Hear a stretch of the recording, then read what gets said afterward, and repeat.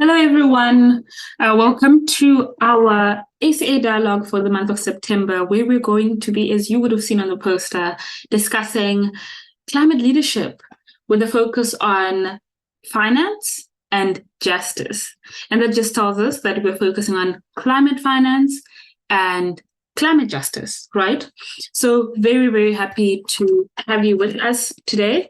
I will introduce our panelists very shortly. So we've got Sibusiso Mazomba, and then we've got Mitchelle Cruywagen, who will be joining us to have this conversation. As always, we've got Chulu with us, who's also part of the ACA team. There's Chulu, and then we know me, I'm Mitchelle, and I am going to be moderating this conversation. So happy to see people, talking to us about where they're joining from. I see people joining from Zambia. I see some from Cape Town. I see Roy joining from the Netherlands. Really excited. Please keep it going. Please just say to us who you are and where you're joining from, and then we will get into the crux of the issue, right? But before we really get into that dialogue that we're all here for, we found that it was very, very important that we went a little bit into the background. If you joined us on Monday, you would know that, and if you didn't, then welcome, because then I'm going to give a bit of a summary of what happened on Monday. So on Monday, we were speaking about the role of leaders in climate justice, and we looked at climate leaders. We looked at what a climate leader was, right? And then we looked at the different kinds of climate leadership. We looked at from a governance perspective. So when we actually talk about governments, we looked at that as a form of climate leadership, or rather, we looked at that as a way that governments could lead the fight for climate justice. So that was the first thing that we did. Second, we also looked at the kind of climate leadership that we are seeing already in Africa, with some activists that were spotlighted from the African continent, and we really went into the kind of work that they were doing. So after these workshops, what we'll do is we will send through that information, because we do find that it's very, very important for us to have those as resources, because oftentimes we speak about climate leadership and sometimes we don't think about the people that are doing the work within our communities. So even community leaders, right? And that sort of thing. So we really went into depth. It was a very packed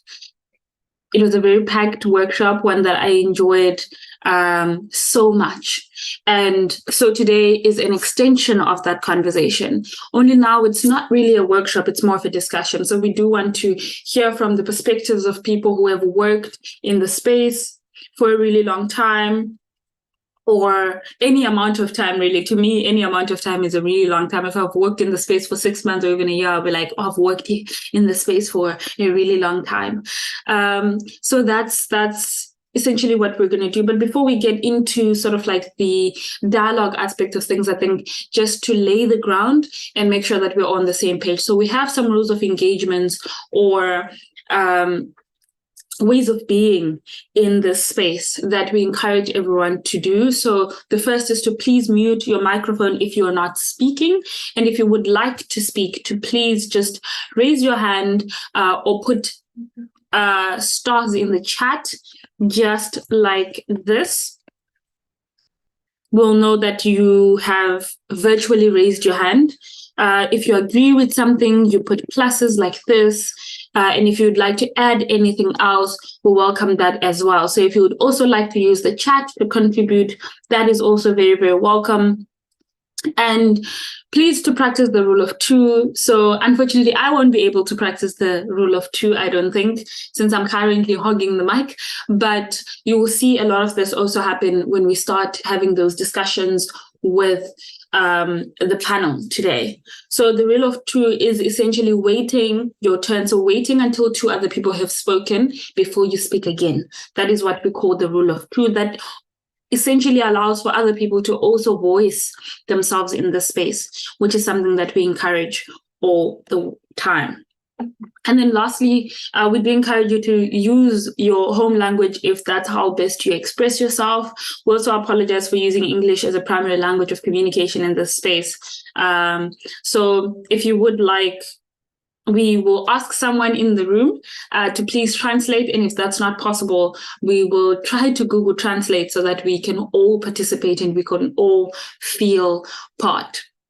So as I mentioned earlier, we were speaking about climate leadership and collaboration, what that even could look like. And then we looked at what we call the perspectives or some perspectives around the world. We're also looking at not just Elizabeth Watuti, but also Vanessa Nakate. And we went into depth just about who these people are and the kind of work that they're doing. And following that, we looked at the Cancel Call Court case that I'm sure both of our panelists are up to speed with. And then we also looked at the Montana climate case in which they were arguing rights to a clean environment. In the Cancel Call Court case, the main argument there is that the South African government should not sign off on 1,500 megawatts of new coal-powered electricity or energy. So all of that, I'm sure we're going to hear a little bit about in the conversation as it goes by. So if you do have any questions for our panel, if you have any kinds of questions, please make sure to share them in the chat. We'll be sure to also address them. And with that, I would like to invite my panelists to speak to us on who they are. So could you tell us a bit about yourself and how you got into the work that you do? I will start with Michelle. I saw your camera unmuted, your camera on first, so I'll come to you. Sure. Thanks, Michelle. So just a little bit of background. I haven't actually been working at Groundwork long. I've been at Groundwork for a year and a half, and just before that, I was a justice scholar. So I was a researcher. I went back to university and started a whole new direction of a just transition. So I did my master's research on what the cost of a just transition is, and this was through the Center for Sustainability Transitions. So now I'm working at Groundwork as a just transition campaigner, focusing on decarbonization, especially through our coal campaign. I also work with the Life After Coal campaign that includes, and some of the work includes obviously the Cancel Coal campaign through our partnerships, and also work across the African region through the Africa Coal Network. So quite a varied role, but also got a lot of dimensions. Thank you so much for that, Michelle. And for just telling us that you haven't been working very long at Groundwork. Like I mentioned earlier, I think a year and a half is a considerable amount of time. So thank you for that. I work with intro. a lot of OGs.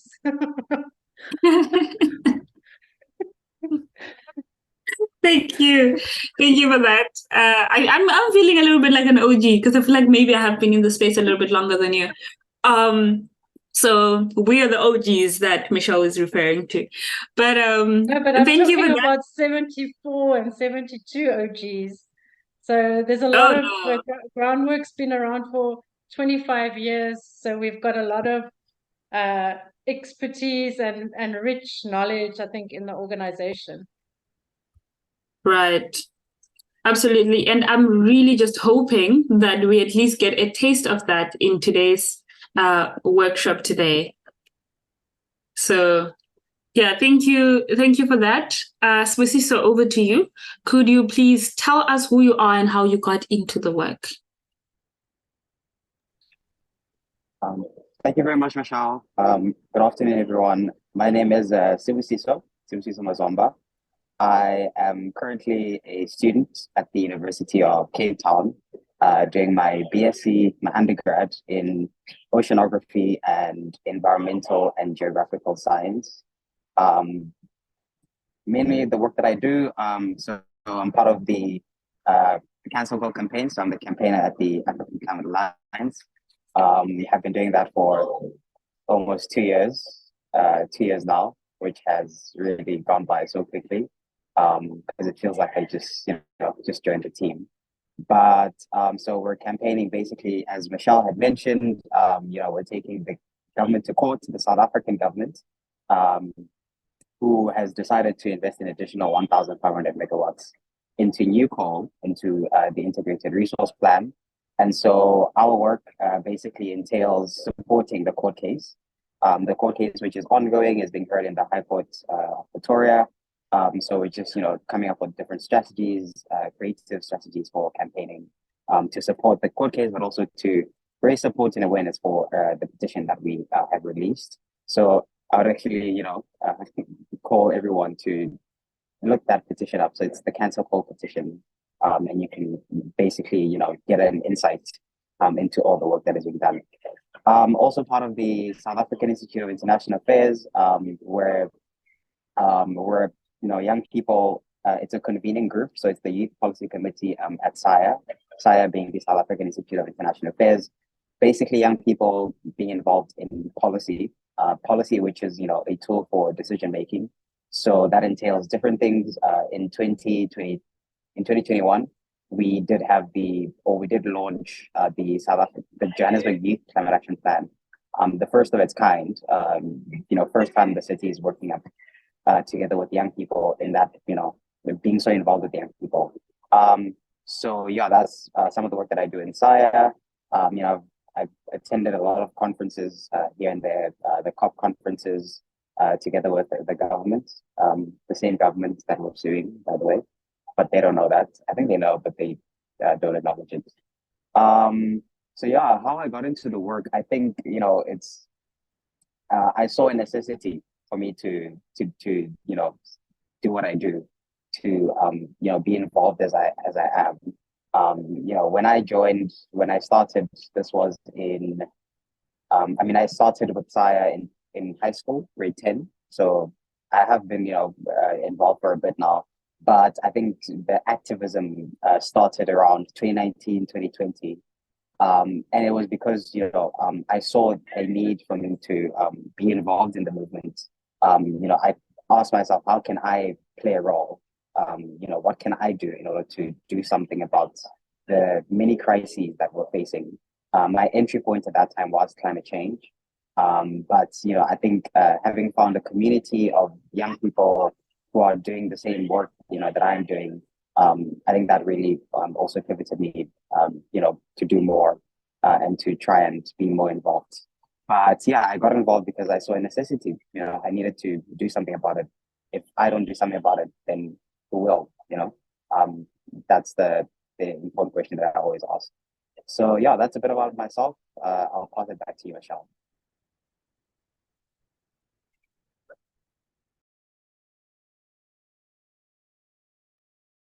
Thank you for that. You wouldn't believe that after 2 years of using Zoom, I still look for the unmute button. But thank you for that, both of you.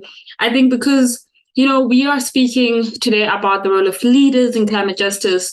I do regard both of you as being in leadership positions, in part because of the work that you do. I feel like, and maybe this is just my view, I might even be biased, but I do feel like anyone who's in the space, who works in advocating for something and even campaigning, becomes, whether they like it or not, a leader of that space, which is one of the reasons why it was so great to be having the conversation with you guys today. So I want to come back to Michelle and maybe ask what you would define as climate leadership, what you think it is, what you've seen it being in the work that you've been involved with even the people that you've been working with. So maybe what makes a climate leader, or what is climate leadership in your view?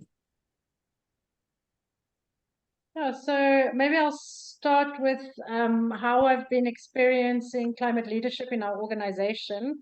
and then just give a few personal impressions around leadership.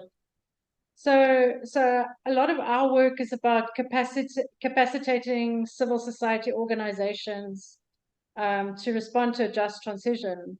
And this, as I mentioned earlier, is not just in South Africa, but across the region. So what we find is that we all share similar struggles. So how we are able to overcome these struggles is really through our solidarity. So at the heart of fighting these struggles, and to use some examples, energy access, clean cooking, financing a just transition, resisting fossil fuels. So what we're finding is at the heart of all of this is really strong civil society movements that work together. So the leadership, I think, that you speak of, certainly in our organization, is about enabling the movement, and how this happens. There's a lot of, and this is what our movements everywhere ask for, whether it's the Africa Coal Network or the Highveld Environmental Justice Network, is, there's a big need for knowledge sharing, for us to understand what our collective rights are, for us to understand what climate change is, for us to understand what a just transition is and how to negotiate that. So knowledge sharing is at the heart, is an important part of movement building. So as leaders, we really need to enable knowledge sharing. We need to enable spaces where struggles are shared. Our community activists can talk about it, can share their experiences, and find solidarity with one another. And it's also about developing shared positions, because certainly when you look through the African region, and I think in South Africa we're possibly a bit spoiled in terms of our constitution, in terms of some of the activists, lawyer activists that we work with. But, there's shrinking civil spaces and challenges around political will throughout the African region. So Uganda is a great example. If we think of the East African crude oil pipeline that's being built across Tanzania, Uganda, and how civil society organizations that are resisting this face brutal challenges, human rights violations, where youth activists are being arrested, and women that are in opposition to what's happening often end up in jail. So I think, from a human rights defense perspective, and in terms of rights in general, the struggles in the region are paramount. So it's really about the solidarity, the knowledge sharing. So for us as leaders in our organization, and we've seen this through many struggles across 25 years, where we have struggles against oil, struggles against industry, struggles against coal, now it struggles against gas, struggles against green hydrogen. Groundwork has really walked a very long road, and it's about the long road. So how do we, over time, keep people going? How over time do we make sure that the resources are there? So that's what we're finding is at the heart. The movement building, the sharing, and solidarity really is what pulls it through. On a more personal level, in the teams that I work with, there's a lot of passion with the community activists that I work with. I can wholeheartedly say that many of the activists have experienced the detrimental effects of pollution, and the detrimental effects of harmful effects of health on their children and their communities' lives. So the examples would be, air pollution, dust pollution, and this sustained over time, results in diseases. And there's an intersectional stresses around poverty, as well as the harmful health effects of fossil fuels. So Promise Mobile, who's with Vem Vukani environmental movement, her son, had asthma. Bobby Peak, our director, his brother was affected by the chemical pollutions in KZN. He himself also has asthma.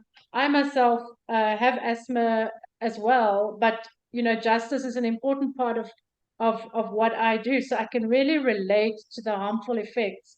So I think as leaders, an important part is really finding your passion, finding that thing that you believe in, and working with other organizations in this community, this activist community that we have, because we really know in our heart of hearts how wrong it is.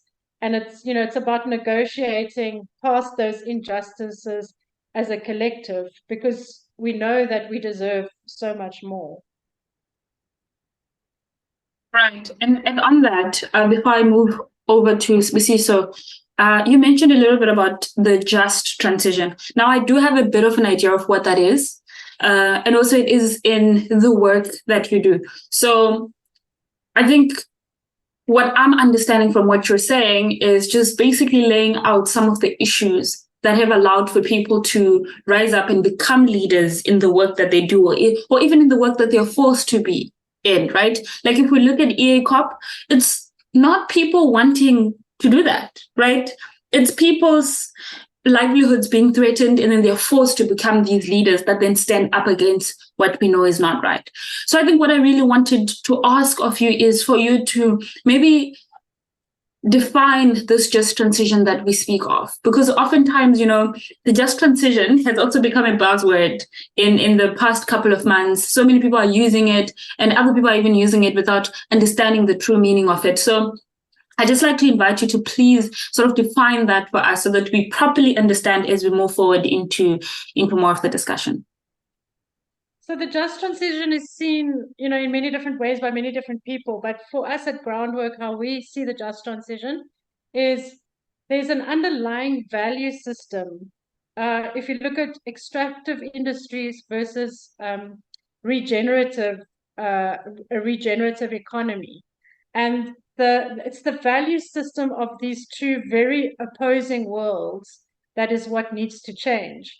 So, it's not necessarily about reducing emissions and in the struggle against fossil fuels. It's especially about the fact that there's a consumerist, colonial, northern agenda that's being pushed through these extractive industries that want to exclude civil society and want to profit for themselves. So when we look at the antithesis of a value system in a regenerative world, which is based on inclusion and sharing resources, you start seeing a world where water is shared, land is shared, energy is shared. So the transition is not just from brown to green energy. The transition is from a world that's not shared to a world that is shared. And that's the big issue that many people are missing the point. Business, government don't understand that a just transition is about shared resources. So the concept comes out of the labor industry, where it was people transitioning from, a chemical industry to other industries, and that they need the right to a job. But the concept of a just transition has evolved to respond to how the world is changing in relation to climate change, in relation to the energy transition. So that's why it's become a wider concept. But for us at Groundwork, because we look at it with a lot of depth based on the work we've done, we can see that it's the value system that has to change. Because if in South Africa, and the Just Energy Transition Investment Plan is a very good example of an unjust transition, because all they're wanting to do is to go from brown industries, and that includes Sasol, Eskom, to energy systems that they say are green, but the underlying value system, shared renewable energy, non-extractives that don't harm communities, that's not there. And that's where you can look, when you understand that the just transition is about a shared value system, then you can look more critically at these extractive industries and say that they actually don't create jobs, they harm communities, they're destroying our worlds, and ultimately causing emissions that are causing issues around climate change. So it's really to look deep at the value system, and what we want is system change, not just a just transition. Amazing. And not just a transition, right? When we speak about like this idea of transitioning and just transitioning, I see there's this, and I don't even want to derail the conversation, but I've been seeing a lot of propaganda for electric vehicles, for instance, being the solution to climate change. And then you really look at, if you bring it home a little bit, you look at South Africa, and then you look at the average working class person might not even be able to afford a combustion vehicle, what more an electric vehicle, right? So there's this sort of idea that we have to be holistic when we approach issues of just transition, climate leadership, climate finance, even when we get into the finance aspect of things a little bit later, and like, what does that even mean, right? Are we saying that we want to finance this transition to electric vehicles, for instance? So I'm throwing that into the crowd so that we can sort of get our brains flowing with all of these juices. But I also want to come to Sibusiso on this, because I know that one of the things that we work on is this idea of a system change, right? We speak on this idea that climate change, or climate justice rather, climate justice is also social justice and vice versa. And while having that in mind, I want to ask you, Sibusiso, what your experiences have been with climate leadership in the space, also knowing that you also represent a constituency of youth, right? Even through SIA, through ACA, through the delegations that you have gone to COP with, COP being the conference of the parties. There'll be a whole rave about it around October for everyone who's very interested on what COP is. But Sibusiso, I come to you with that question about your experience with climate leadership, either personally or what you've seen. I know you've also engaged with government quite a bit. So I think spill the tea. Yeah, thanks so much for the question, Michelle. And, agreeing with what Michelle Cruywagen has been saying, two things popped out is the entry points, but also the community, the movement building. So I think, and just to elucidate on those 2 points, in my experience, so obviously, well, maybe not obviously, but my entry point into activism, into advocacy was climate change. This is something that I, learned more about while I was in high school. And, I took the liberty to go onto the internet and, do a more detailed search. And through that, it introduced me to not individuals, but it introduced me to organizations and movements on the ground who are already, working with that. And so I think, that was my entry point.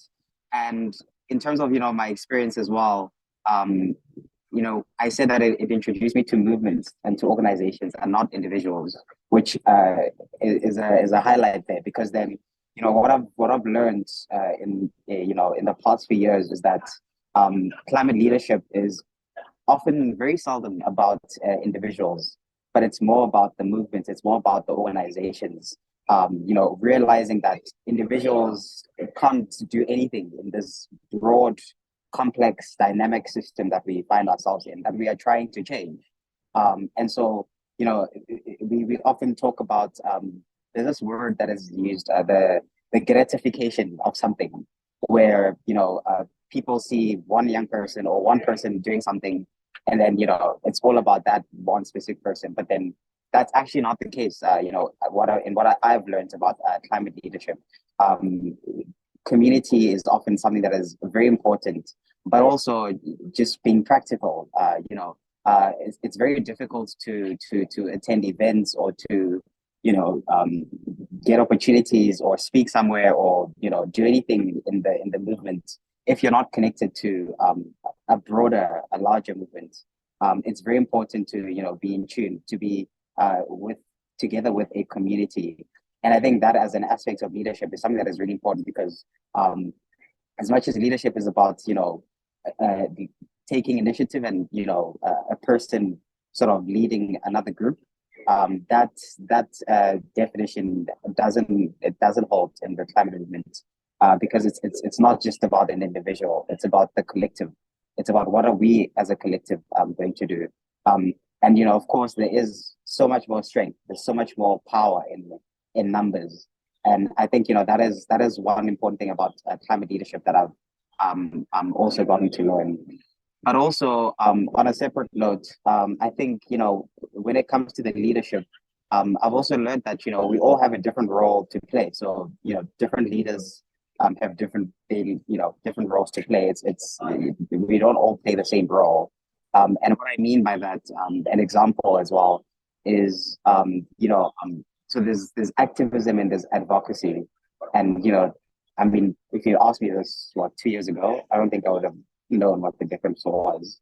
But now having got having had all the experiences that I've had, so activism speaks mainly to people on the ground who are leading the action, leading the charge, in the streets, calling for the change, while your advocates are people that would sort of be working within the system, not for the system, but working within the system against the system to try and change the system. So that distinction, I think also is really important in terms of climate leadership, because then it speaks to not only the entry point but also the different roles that we each have to play. So I think understanding how we want to effect the change is a starting point.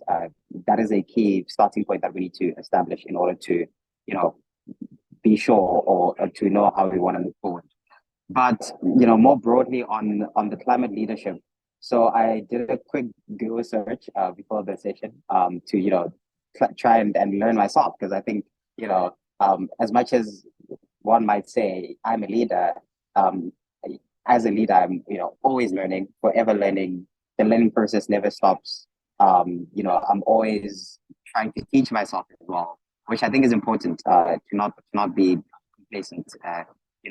With all the all the buzzwords that you mentioned, the just transition, all of that. As much as one might be familiar, it's a matter of always trying to improve and to learn more than you think that you might know, because the more you know, the more you realize how much you don't actually know. So did a quick Google search on climate leadership, and they said there's 4 A's on climate leadership, and these 4 A's actually spoke to me. They spoke to my journey so far. So it's ambition, action, advocacy, and accountability. So on the ambition, that's the first one. I think climate leadership, especially youth climate leadership, because I think there's a difference as well there. Youth climate leadership always brings about the ambition that we so desperately need, to take the urgent action that is needed to deal with the multi-planetary crisis that we're facing. And what I mean by that is, often, you get your leaders in power, in decision-making positions. We're going to saying that, we're going to do something by 2030, by 2050, by this, by then. And it's just like they're always just kicking the can down the road, but not really doing something about the issue. But, in my experience with the Johannesburg Youth Climate Action Plan, especially, young people bring about the ambition that is absent in climate, in the climate movement. And so that's the first one. Climate leaders or youth climate leaders are ambitious, but also the action, which speaks to the activism. And I made a distinction between activism and advocacy, but I think it's also really important to say that they're not mutually exclusive. So just because you're an advocate doesn't mean you can't be an activist. So both are important, and I've found myself wearing the 2 different hats. So the action, of course, speaking to grassroots mobilizing in the streets, using petitions, which is something that we're also doing in the Cancel Call campaign. But mobilizing together with civil society, but also the advocacy part of it, which speaks to influencing decision making, and that's where the leadership comes in, because then you're influencing something, you're bringing about a change that would have not been there, had the lobbying not been done before. So that speaks to the advocacy. And the other A, the last one, is on accountability, which as any type of leader is important to hold yourself accountable. So, and what I mean by that, what that looks like is, I think in retrospect, that's what comes to mind. So looking back often, to see what has been done, and whatever that has been done, what difference is it making? So, you're creating all these policies, you're mobilizing on the streets, but what action is that actually having material action on the ground? And so, yeah, those are the 4 A's that sort of, speak to or what I think climate leadership would look like, and just a bit on my journey as well. Amazing. And I think one thing that I really got out of what both of you were saying is this idea of, especially when we look at climate leadership and the need for justice, we don't look at this in isolation. We don't look at it as Michelle, me, the one speaking, being this person who goes around saying, I am a leader, really looking into that aspect of community leadership, so community empowerment and capacity building, so that when we move stronger together. I think that's how we get to where we're going quicker. And also in ways that are also inclusive, right? It means that when I start advocating, I'm not just advocating for my needs. If Michelle and Sibusiso and Chulu are part of my team, I'm then also able to, especially in the sense of advocating, I'm also able to advocate for more perspectives, more voices than just mine. So I really like that idea of looking into community. So for everyone who's here, when we start talking about, because oftentimes, like I said earlier, we find ourselves in these positions. Like when I was 5, I did not wake up one day and decide that I was going to be a climate leader, for instance. It's just something that happened to me. It was as a product of time.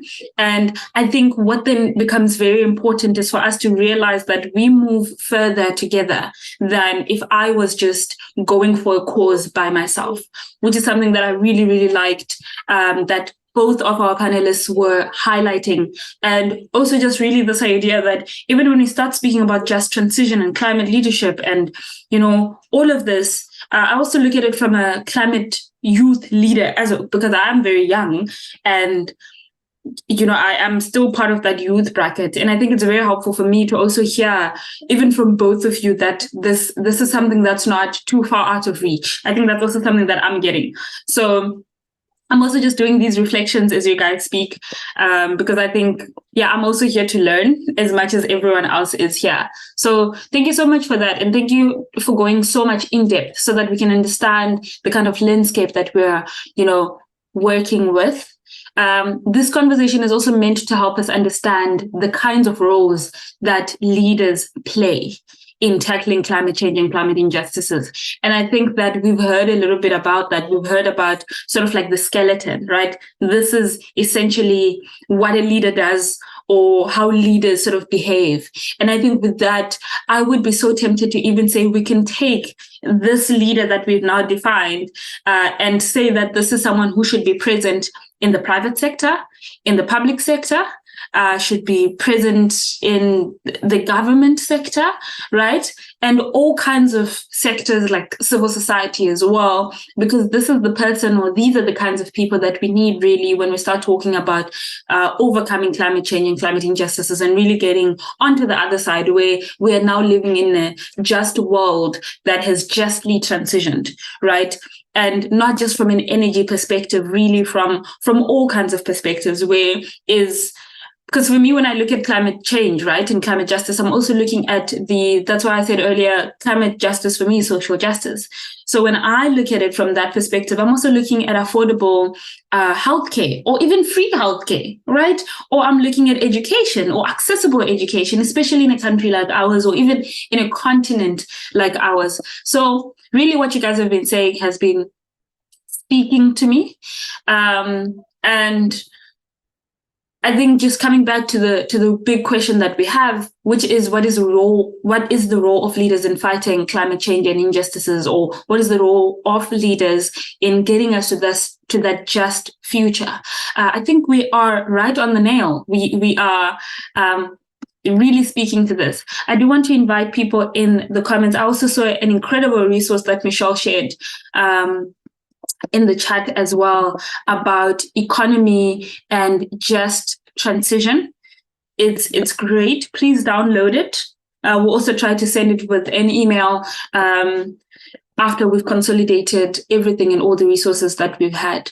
So now I'm coming back to you, Michelle. So at the end, what I want us to do is maybe speak about the climate litigation aspect of things, linking it to climate finance as well as climate justice. I know it seems like this really big thing, but that's what I want us to do at the end, because I do know that both of you are actually involved with climate litigation in one way or another, be it through advocacy, through activism. The crux of the work is to make sure that this happens. I mean, if we speak about the Council Court case, right? But before we really get there, I want us to kind of shine a spotlight now between the kinds of collaborations that we can have. So now we've defined leadership. I want to know, how can there be collaboration between governments, businesses, civil society, in order for us to advance this fight against climate change, or this fight for climate justice? And I'll start with you, Michelle. How can we really see that collaboration, or are there areas that you can say that has actually been happening and you can give us some examples? Yeah, so I think let's be realistic, and I think the groundwork report in the 2022 report spelt it out, is that the just transition is contested. And what our conclusion really was, that the state and capital are against communities. So when we look at this positionality, civil society and communities are at a disadvantage. There are power imbalances. And one of the conclusions of the report was that corporate South Africa, and that's businesses, and if we think of the bigger energy businesses within South Africa, are looking for government to bail them out of these dead end industries, and looking at sort of big mega green projects, but they're not trying to change the underlying system. So really just to be aware of this dynamic. But on the other hand, if we think of civil society and the position of civil society, and it's against this imbalance that civil society wants to see a just transition for all, and one that changes these unequal power relations. So this is really what we're up against. So it's quite a big challenge. And again, as I mentioned before, and Sibusiso also mentioned, is the strength of social movements is really crucial. But you also raised and alluded to the governance aspects, in this equation as well. So let's maybe, against this backdrop, think about how there is collaboration.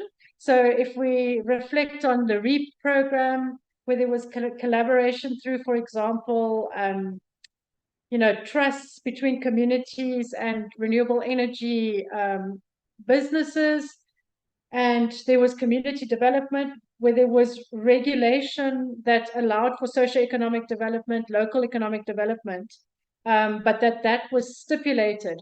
The environment has changed a lot, and renewable energy, for example, is rolling out on scale, through businesses in the Highveld, as an example, where there's a lack of regulation. And I think the South African Renewable Energy Master Plan has improved that from a policy perspective. But at the same time, it's not really necessarily clear that local economic development and socioeconomic development and community orientation is a focus of this transition. So now we have to negotiate this, and how do we do it? So it's important to be part of the local, the provincial management forums that are looking at an economic diversification plan.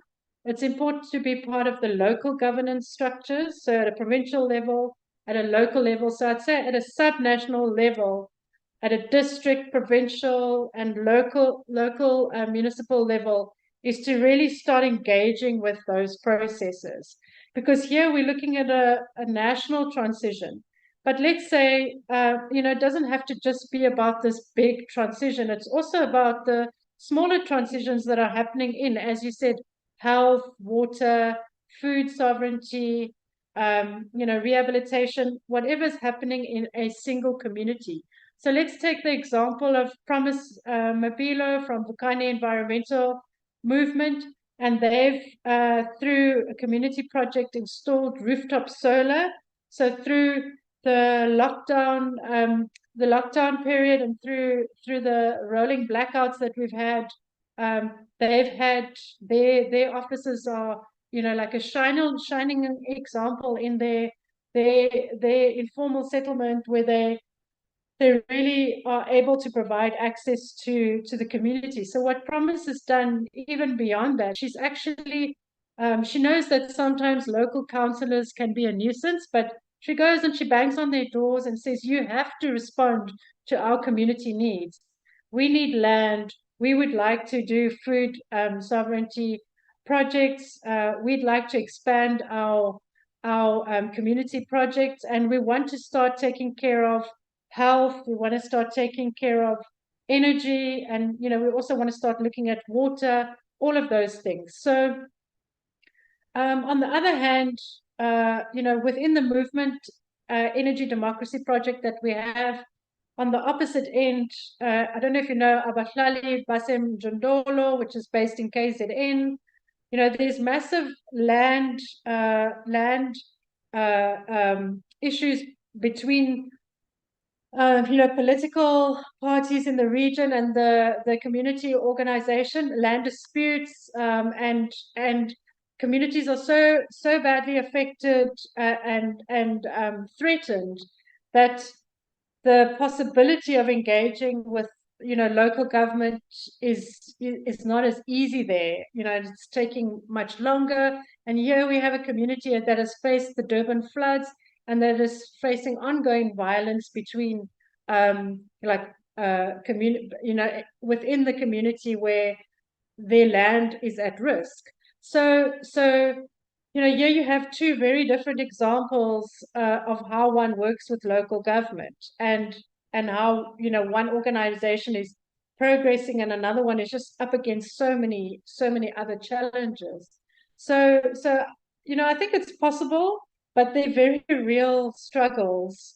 But the model, and that's the one that we spell out in that booklet that I shared, of a regenerative economy, that looks at a just transition more widely, is a good one to start working with government and other partners in the area, and to start negotiating that, but full knowing what the challenges are. So I think it's always possible, and where community organizations can find solidarity with one another to start addressing some of those challenges, because energy will not be democratized without some kind of infrastructure of grids, mini grids, and a shared infrastructure that can provide electricity for all. So now when we've got an energy crisis and everyone's scrambling to get their rooftop solar and their systems that will take them off the grid, that's not going to help everyone. We actually need a shared infrastructure to give us democratized resources, and it's very hard to do that without some form of government and local government. Thank you for that, Michelle. That is like a really it's giving us a really nice segue into talking about how we can start harnessing the power of policies and laws to encourage collaborations between the different types of leaderships that we have, right? So the collaboration between activists and movements, with government and businesses.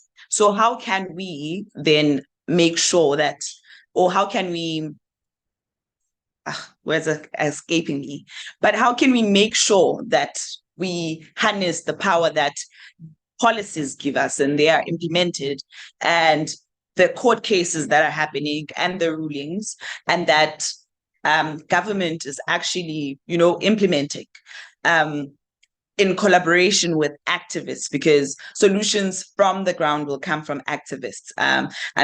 Government leaders themselves, in the form of councillors, mayors, ministers, can go to the ground themselves and consult. So how do we ensure these collaborations using the power of the laws and policies that currently exist, or even trying to introduce new policies as activists? I'll first give it to Sibu and then hear Michelle's views on that.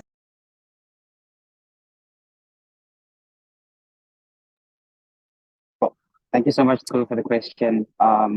So I think, just touching on the partnerships, partnerships are vital for anything that we want to do. Partnerships are one of the SDG goals. And, without partnerships, none of the SDG goals can be achieved. And so partnerships are critical to, realizing the change that we want to see. But also, I think, touching on Michelle's point on the local, local action is so there's a quote, it says that the global is local and the local is global. So as much as, we talk about climate change, which is a global crisis, we talk about biodiversity loss, we talk about plastic pollution, water pollution, air pollution. All of these are, crises that are happening at the global scale. But then the important thing is that in addressing these crises, we have to take action locally, because then, it's very difficult to take action globally or regionally, nevertheless, nationally. The action needs to be driven locally, because then that's where these crises are, and so that, speaks to the role that, your municipalities, cities especially, have to play in addressing some of these crises, together with, grassroots communities who are bearing the brunt of the same crises. So, and, I could, speak to some of the work that has been done. Start by saying that, there's a lot of work that is ongoing. You spoke about litigation, you spoke about policy. All of this is something that is work that is already being done. And, you have young people, you have women, you have disadvantaged communities, underprivileged groups who are on the front lines of, effecting this change. So I think, the role that we have to play, or what role the policies and the litigation, it's all about, I think, first of all, figuring out the entry point. So what is your entry point? Is your entry point policy? Is your entry point litigation? What is your entry point? That's the first question that we need to ask, before we can start doing anything. And then once we understand our entry points, is to then join that movement, join that organization that is doing the work. I think that's where the second step comes in. And, once you're able to join that movement, join that organization that is, working in litigation, like groundwork, regarding environmental movement, the African Climate Alliance, that's when you can start tackling all the policies, the litigation, all that fun stuff. But I think, again, in how can we, effect these? I think it's really important to say that this has already been done. Policies have already been created. There's the Youth Agenda Action Plan that was launched not so long ago, which is the first of its kind on the continent. And this was done by young people. There is the South African Youth Climate Action Plan that was launched in 2021. Again, this is a process that was, led by young people, led by young people in the communities, in the front lines, who are bearing the worst of these decisions, but are not, allowing to be victims but instead are taking charge of their future. The litigation, young people are taking the government to court through the Cancel campaign. There's multiple litigation campaigns all across the world, in Brazil, in the USA, in France, in Switzerland, and so this is work that is already being done. But I think the difficult part, especially maybe starting on the policy, is the implementation. That's where things get very sticky, get very tricky, not so easy. Mainly because number one, in order to implement, that often it needs resources, and resources are a challenge for most of us. And so we've had to the organization SIA has had to undergo a very extensive process of trying to get that funding, trying to secure those resources. And once you have the resources, it's about then the project management aspects of things come into place, which is also very important. So it's about skills as well. Who has the skills to implement this stuff? But I think also still on the Johannesburg Youth Climate Action Plan, another challenge, of course, is the sustained partnerships, and I think this is the key if we want to make these policies, and so not just moving beyond the tokenism, where often people are called, come sit into this meeting, drop this policy with us, and then you drop the policy, you do things, and then after that, it's and that is also the solution. This was a challenge in light of the JY cap, the Johannesburg Youth Climate Action Plan, mainly because of I think the politics came into play, where we had a mayor every 2 weeks. And so it was difficult. And the mayor, it's not only the mayor that leaves. If the mayor leaves, the mayor leaves with their whole constituency. So they leave with their scientists, they leave with their technical advisor, their PA, everyone. And so that was a challenging context of the Johannesburg Youth Climate Action Plan. But I think young people, in different networks, different organizations have realized this, and we are, first we had to say, there is no policy for climate change. So, why is there no policy for climate change? Why is government not doing anything about it? And then we were like, you know what? We're going to do something about it by ourselves, because these people are just doing their own thing. And then we realized, okay, so now we have this amazing policy that we created with these same people who weren't taking us seriously before. They now listening to us.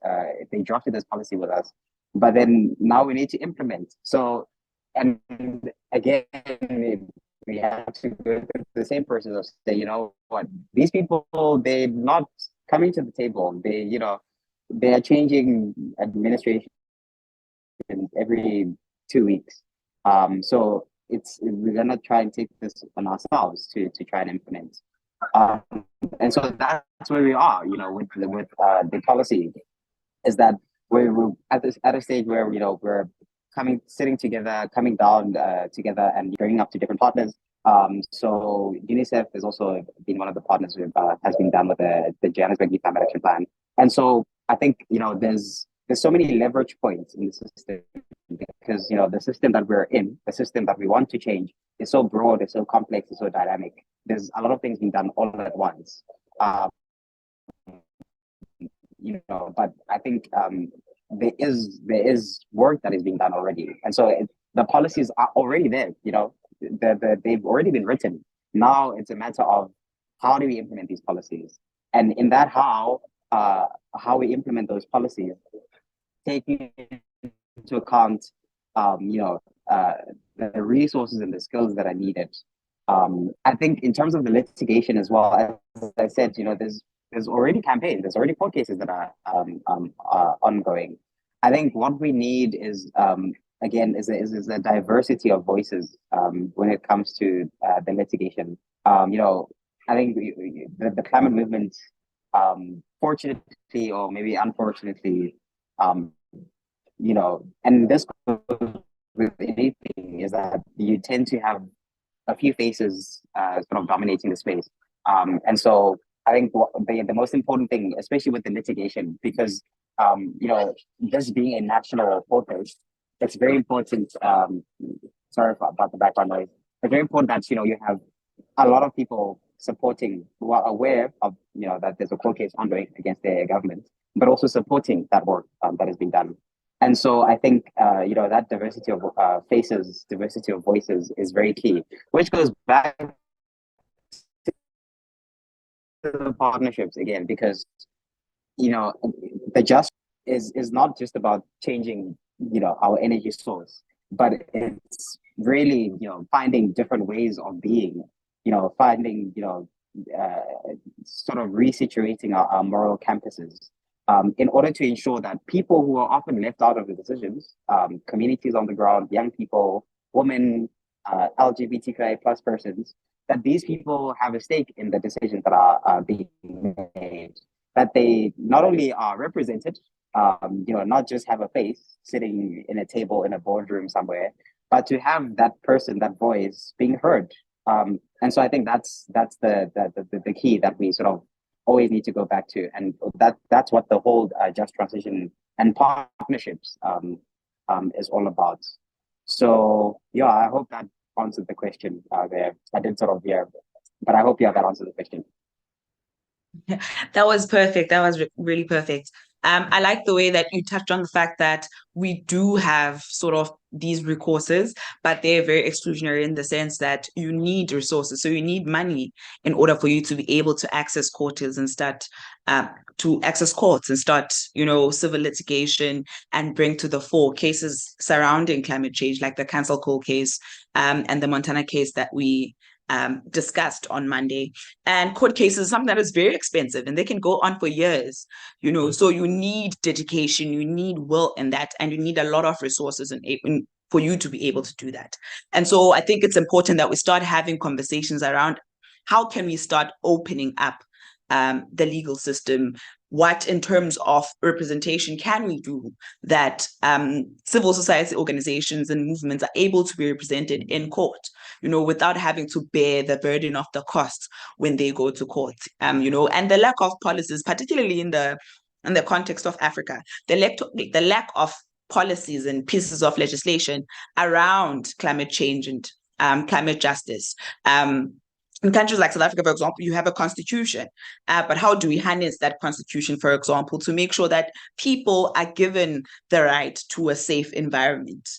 They are given the right to healthcare, and I think it also goes down to not only just having access, but the need for provision. So not only have access to the court system, but be given provision. There must be provision for you to be able to use the court system should you need it, especially in the case of civil cases.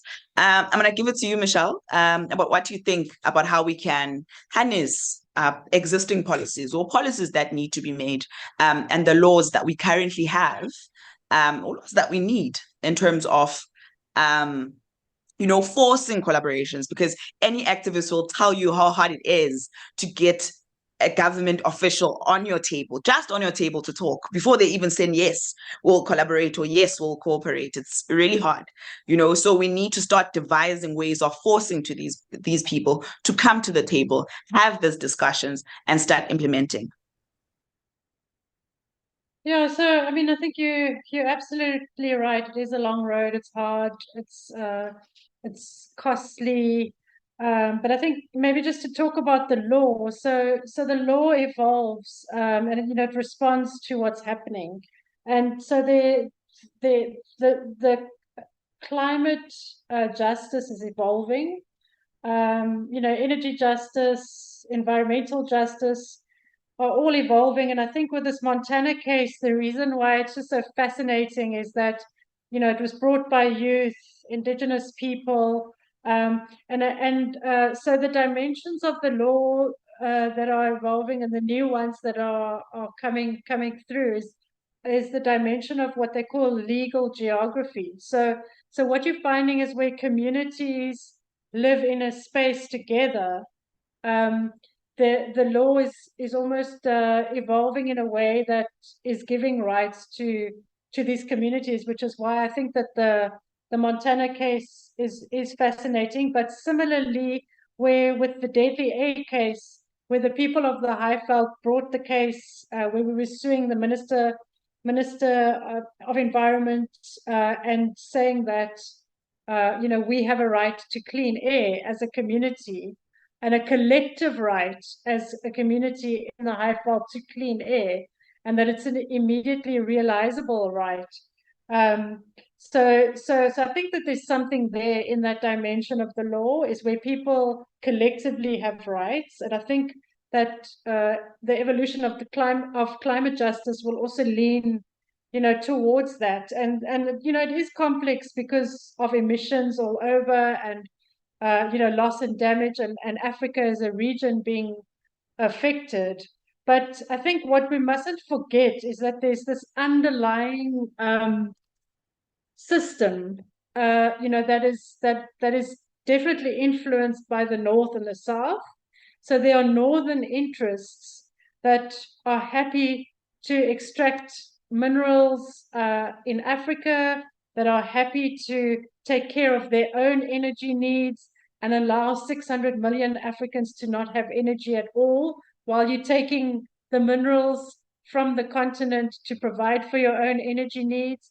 And there's so the neo-colonial and the consumerist agendas are really, what's behind everything. And part of this whole extractive system and the exclusion of people, is part of that architecture. So the book that I shared, the resource that I shared, is the Just Transition Open Agenda. So when we want the opposite of that exclusionary world, how do we demand the antithesis of that? How do we demand access to information? What kind of just transition do we want? And how do we negotiate that?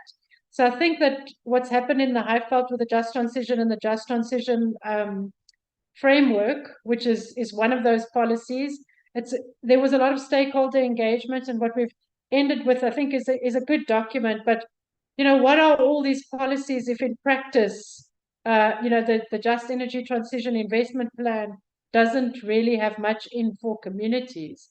So therein is the negotiation that civil society and social movements, and as Sibusiso was saying, through advocacy and litigation and social movements, we're able to get much further together.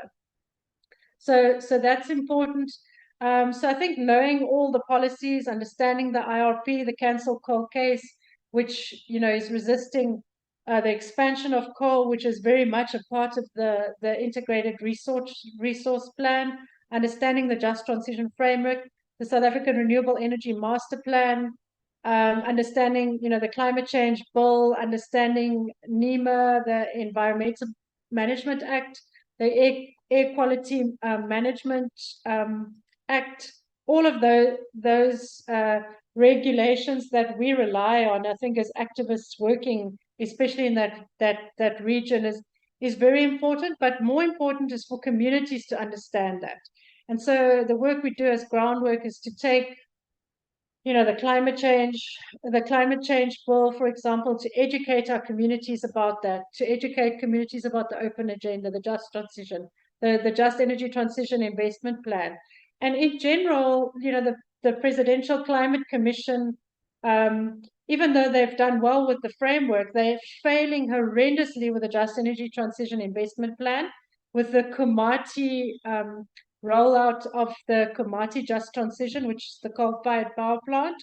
So there's the semblance of justice, but in reality, and that's why we're saying the just transition is contested state and capital versus communities and civil society, is that the Just Energy Transition Investment Plan is an absolute reflection of reality of how business and government have no intention of rolling out a just transition.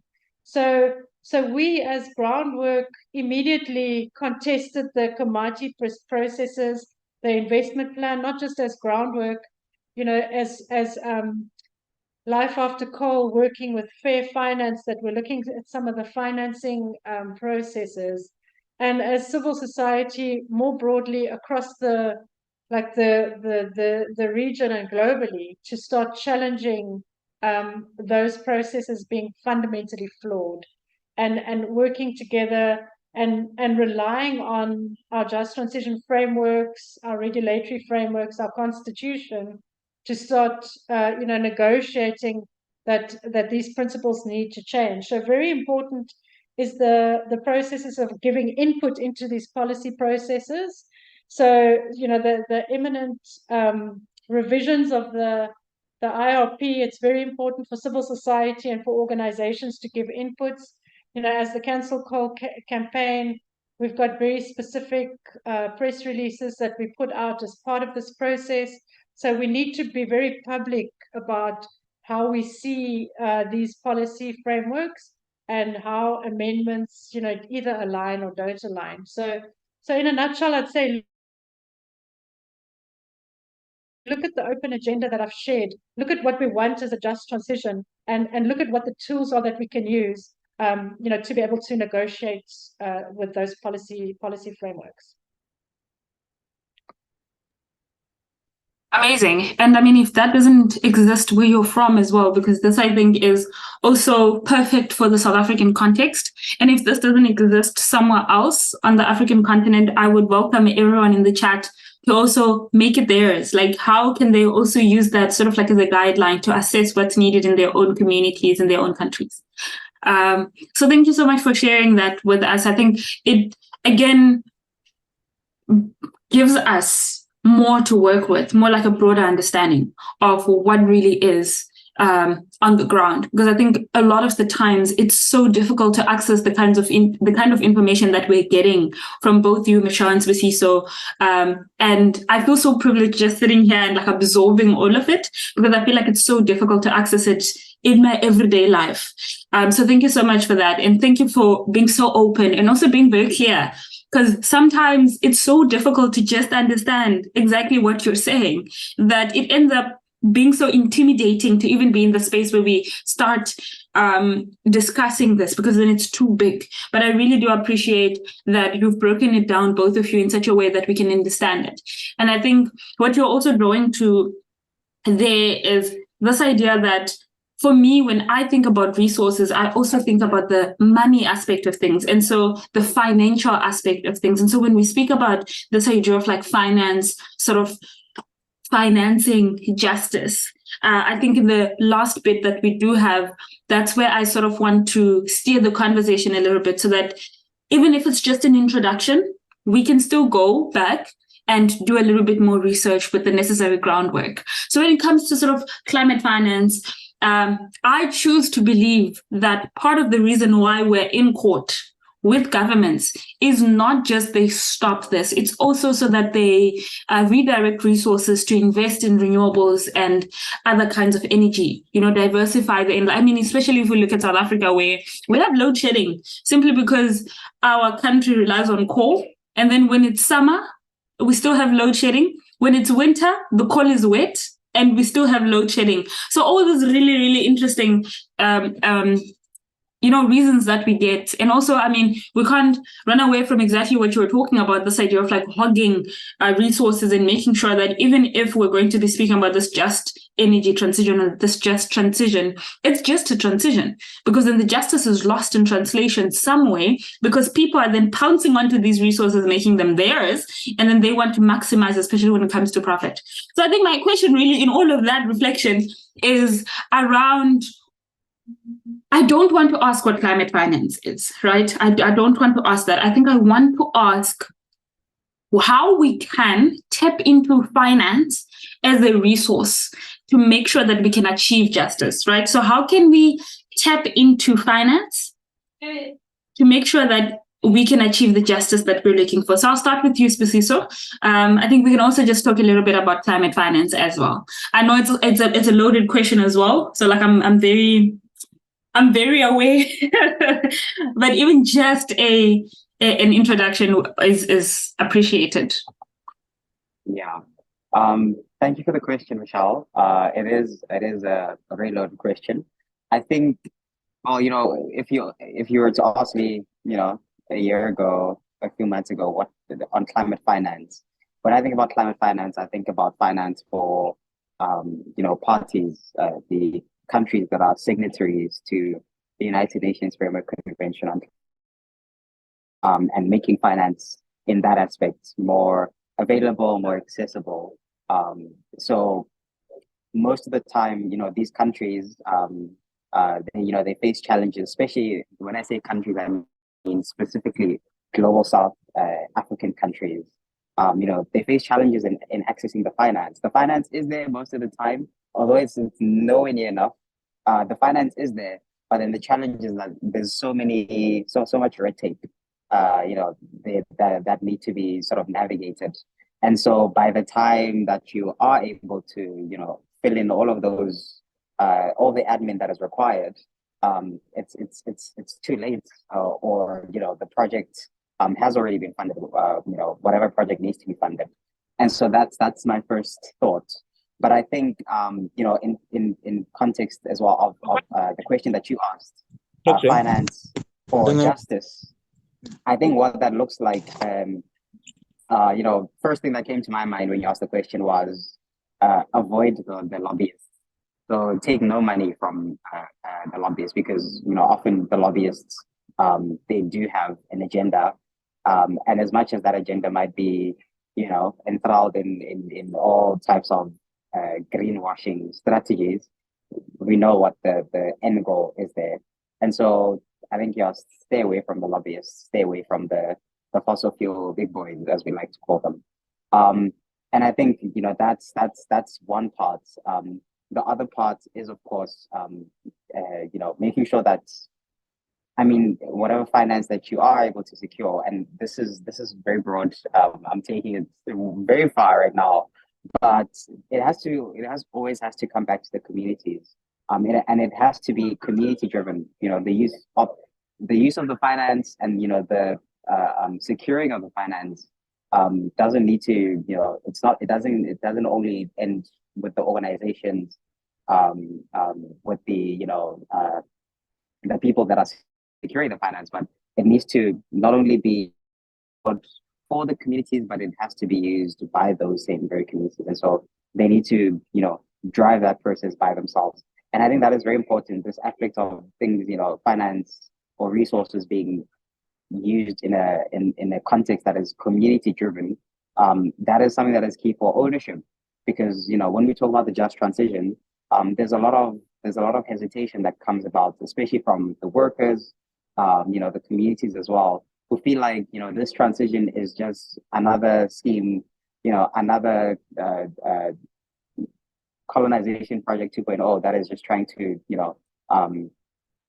to grab their resources and not really give back. But then the aspect of being community driven, make sure that these same communities who understand more than anyone their own context, because no one is, people often say, I'm a voice for the voiceless, but actually no one is voiceless. People are just repressed. And so that is key to making sure that the communities are able to drive their own decisions, which is key for support. Because then if they're to support, the just transition, the just energy transition, then it needs to be driven by them, because they know their context better than anyone else. But also it ensures that moving forward they can support and they can stand by that project. So if an external player comes and says this is not good for the community, the community already knows. So the community, is well positioned to defend and to take ownership of that project. But I think it's very broad, but I think making sure that the resources reach the people that it is directed to, tangibly, and not just in the admin.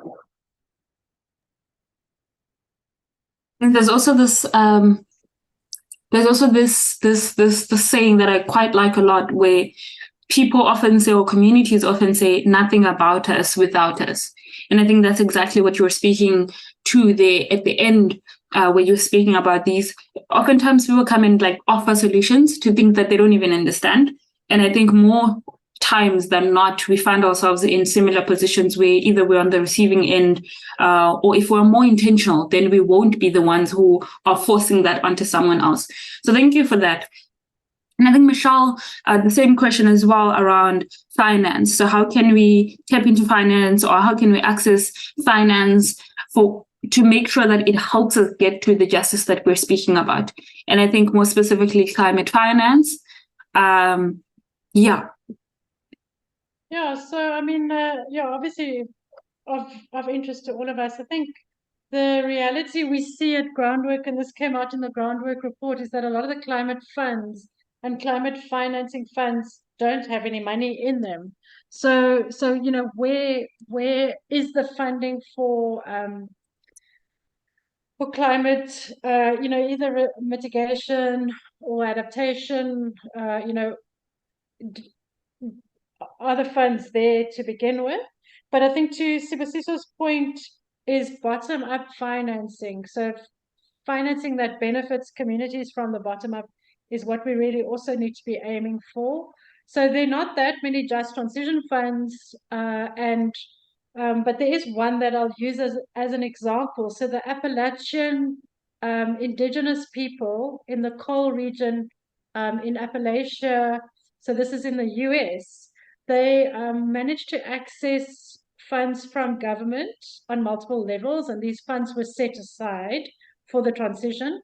And through a Just Transition Fund that was started by one woman that started this fund for that community, they were able to start various small businesses, and see a number of communities through the Just Transition. But the sole rollout and accessibility of the funding was based on a bottom-up approach, where communities directly would benefit from this funding. So in South Africa, there's been a concept that was proposed by the PCC for Just Transition Financing Mechanism. This was developed by Intellidex, but from what I understand from our directors, that this concept has since been taken off the table. But now Melissa Fourie, that used to be at the Center for Environmental Rights, she's put a concept for a Just Transition Fund that will benefit communities from the bottom up on the table, that she's led the conceptualization of. And she was actually in a presentation by this Appalachian Just Transition Fund, and I was with her at this event a year ago. So again, one woman can start a fund that can change communities, whether it be nationally, regionally, or locally. The key is for either reformative or transformative funding, which means that people that are affected by either poverty or a lack of access or sharing of resources can make the transition and benefit from it in a way that benefits communities. So and some of the work that Fair Finance and Leanne Govinsamy has done at the Center for Environmental Rights is, they look at more innovative and reformative financing mechanisms. So what we're saying is the JETS IP and some of these other funds are inadequate. Let's look at alternatives, look at innovative options that benefit people from the bottom up. And where they don't exist, be an innovator and you can create this. We've seen someone from within our own communities that has actually just gone and done it. So it's not impossible. From what I've seen in the funding circles that we work in, there's a lot of money out there, but the absorption rate and the ability to manage funding is more problematic than actually finding funding. So the funding certainly is out there, and it is possible. One just has to make sure you've got the governance and regulatory mechanisms in place for some of these funding structures. Thank you so much for that. And I think also wanting to acknowledge that we have reached the top of the hour, which sadly means that we're coming to the end of, we are at the end, but if I can just ask for you to stay with us for 2 to 5 minutes, just so we can kind of wrap up the conversation. Thank you to both Sibusiso and Mitchelle for just being so willing to share the knowledge that they hold. And also just to say, hey, I don't necessarily know enough about this, but I am learning more. I think that also gives us the courage to go and learn more, because we understand that, we constantly have to be learning more. So thank you so much for giving us so much of your time. What I'll do is I'll start with you, Mitchelle, as well, just as we sort of go to the conclusion, to ask you for sort of like final thoughts or things that you would want the audience to take away, or even advice for their journey, either fighting for a fund of any sort, or even trying to access finance, or whatever the case might be. What is that one thing that you feel you want to give final thoughts or advice on to the panel today? Yeah, so I think there are lots of opportunities out there, and also if you've got your heart is in the right place. They're funders that work together. But I think while I think there's a lot of youth on this call, this is a great time to start your own initiatives. Whether it's around water protection or land access, or building local content for renewable energy, or supporting a community to look at all of those things. This is really a great time to start doing that, especially where you can involve youth and have more of a gender equality focus. This is a great time to do it, and while you're young and full of energy, don't hold back. Thank you so much for that, Mitchelle. Sibusiso, I come to you as well with the same question. What is that one takeaway that you want to give to us as we leave? What is some advice? What is a piece of learning that you hold? What is it that you want to say? I don't want to say any last words, because I get a feeling we'll have you both back here very soon. So, yeah. Awesome. Thank you for the question, Mitchelle. I think, there's a lot, but one thing is never stop learning, but also find your entry point and stick to it. Find your community. Yes, that's the biggest one. Find your community and find your entry point. And I think once you do that, everything else will follow. Wonderful. Thank you so much. A really, really massive thank you to the panel. Thank you to Mitchelle. Thank you to Sibusiso for giving us your time this evening. And thank you so much to everyone who's been in the room today and all of the engagements that I saw flying out. I see the last message from Masejo saying that one of the best ways to approach climate finance is through banks, as they're slowly maneuvering toward a just transition. So thank you so much for being with us, and thank you so much for joining us.